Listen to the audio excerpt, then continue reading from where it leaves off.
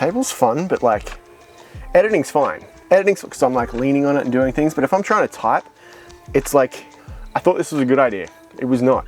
Especially when I forget about it when I'm driving and I look back and it's just, my laptop's just doing this. I'm just like, pull over. You know what?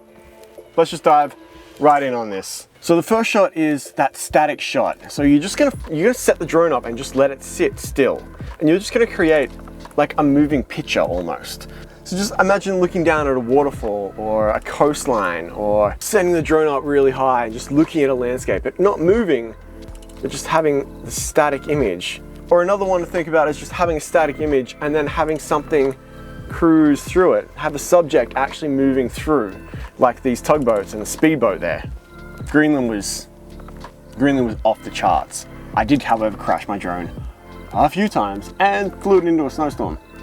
But another thing, if you're gonna buy a drone, be prepared to crash it. Don't buy a drone and be like, oh, I'm just gonna baby this thing. Fly it like you stole it. I didn't say that, but you know. All right, moving on. The next shot you wanna think about is single directional shots. So either you're going forward or you're moving backwards or you're looking down at a subject and following, but just in one specific direction. You see a lot of drone footage pop up out there and people are like, oh, I'm gonna go that way, and I'm gonna go up, and I'm gonna look down, and I'm like, it just looks like a mess. Pick a direction and just nail it. Like this one, I'm just gonna like zoom over this cliff, reveal that landscape. Or I'm gonna follow a subject like the next one here, where I'm just like following this herd of horses. Or it could be a car, you're following that subject, just like zooming down these beautiful rolling hills. The key to that is picking your direction and just going. Just don't deviate, just keep going. All right, now that you've got the direction down, it's time to start, incorporating different angles. So imagine looking down at a subject and then following that on the direction of the road. Or you could fly sideways and track a moving subject as you're going, with the landscape just like zooming by, whether it be a car or a bird or a person. So we've discussed moving in one direction, forward, back, sideways or across. Now it's just straight up. So one of the shots you can do is where you literally just zoom straight up, and as you go up, it reveals more and more of the landscape and less of the focus is on the foreground. Another one you can do is do that as you're pulling up, zoom back. As you pull back, the landscape just reveals this beautiful aerial view. Like I said before though, pick a direction, pick a speed, and just stick to that, because it will make your footage so much more cinematic if you do those. So another way to reveal a landscape is to use the gimbal, and you can either pan up or pan down. Same thing again, pick that speed and stick to it, because if jerky movements, no one likes jerky movements. So another thing to think about is the before and after of the clip that you think you want.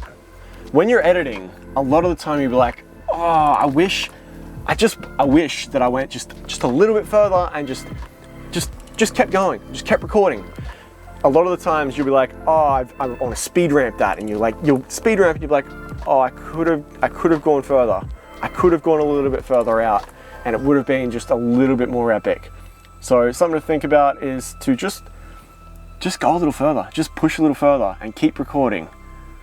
You won't regret it, unless your drone disappears into the ocean or something like that. But if that happens, it's DJI's fault. Don't come talking to me. All right, so there's some of the basics. Let's dive into some of the more technical shots. So I don't recommend this, but flying close to things just gives you a bit more of an idea of speed. So say if you're zooming over these reflections and you are like that far away from the water, it seems like you're going so much faster than if you were 2 meters above. Sometimes you gotta fly the drone as though you're like a camera or you're running on a gimbal. So this next shot, I thought, how can I get the shot where I would be in the back of a truck and recording this, but using the drone, because I didn't have a big film crew, I just had my little Mavic. So what I did was I flew backwards and then we drove the car up as close as possible to it. I'm actually sitting in the passenger seat of this, just like being like, okay, I don't want to crash this motherfucker. As you'll see in this clip, I came very close to crashing it, but I didn't that time. But got the shot. Woohoo! All right, guys, I hope that was helpful. just a couple things to think about before, you know, you send that drone up and just burn through that battery and then be like, cool, now I've got to find a power point in the middle of Iceland or in the outback of Australia or wherever you happen to be. A lot of the time you've got 1, 2, maybe 3 batteries and that's it. Maybe even write out a shot list. Be like, I want to get this, I want to get that, I want to do this, this, and this. So when flying drones, I mean, obviously stick to the safety protocols. That goes without saying. But keep your movements fluid and directional. Don't just wander off. And think about your shots before you send the drone up. Know what you're going to shoot before you get up there and be like, oh, that's cool, I'm going to fly over there. So you know what? I'm going to, once again, show you my horrible hat hair. But see you next week.